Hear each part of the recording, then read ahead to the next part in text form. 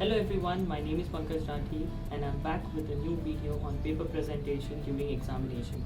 First of all, I'm really sorry for not posting up any videos during these months because I was really busy with my work.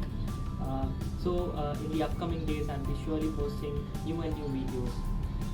I'd like to say a happy Teachers Day to each and every teacher in and around the world.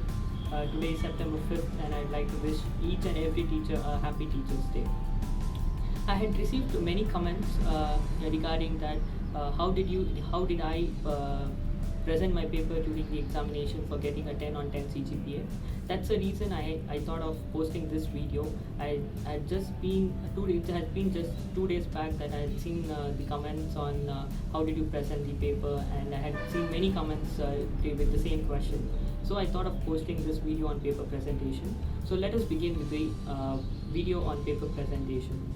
So first and foremost point on presenting paper is your handwriting.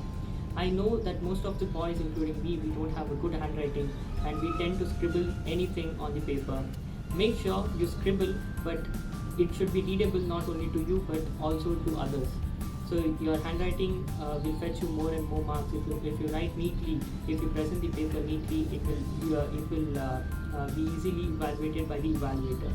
The second point that I'd like to say is always tend to mark or underline the important terminologies in your question paper, in your answer sheet. This is because the evaluator will not have much time in order to evaluate the paper. He or she has to evaluate 200 plus papers in a single day. So your paper will be evaluated in just 5 minutes or hardly 3 or 4 minutes. So that's the reason you need to underline the important terminologies. This is because suppose you write an answer of 2 pages and you will the evaluator will not have any time to go through the entire answer. So what they will do is they will just go to your key terminologies. They will see, okay, you have written the key terminology, and you will tend to get full marks for that question. The third point that I'd like to say is always write the question number outside the margin. What students usually do is they will write the question number. Suppose there are sub questions, so they'll write question number 1 outside the margin, and the sub question, that is A, they will write inside the margin, and hence the evaluator will get confused that what student has written, like whether he has answered for 1A or has he answered for some other question. So it is a good habit, or it has to be followed, that the question number including the sub question number has to be written outside the margin. And also, if there are 2 sub questions, suppose 1A and 1B, you need to properly mention the question number 1A outside the margin, and when you write B, don't just write B, write 1B. So this will help the evaluator understand that, okay, the student has written question number 1 and the sub question he has answered is B. So that is the third point. The fourth point that I'd like to mention is always after completing any answer or answer to any question, just draw a line. This will help you to present the paper neatly, and it will help the evaluator understand, okay, this is the end of the question. So underline after every answer gets completed, so you have to underline that.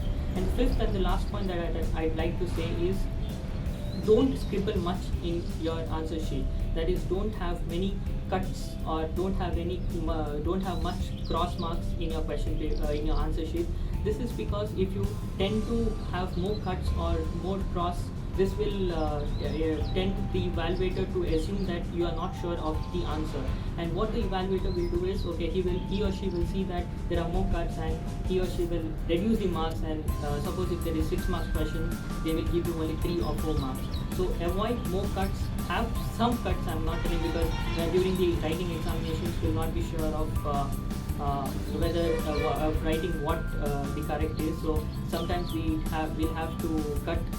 So it's better to have less cuts and avoid more cuts. So that's all from my side. So I followed these few steps from first semester to 8th semester, and it has helped me a lot.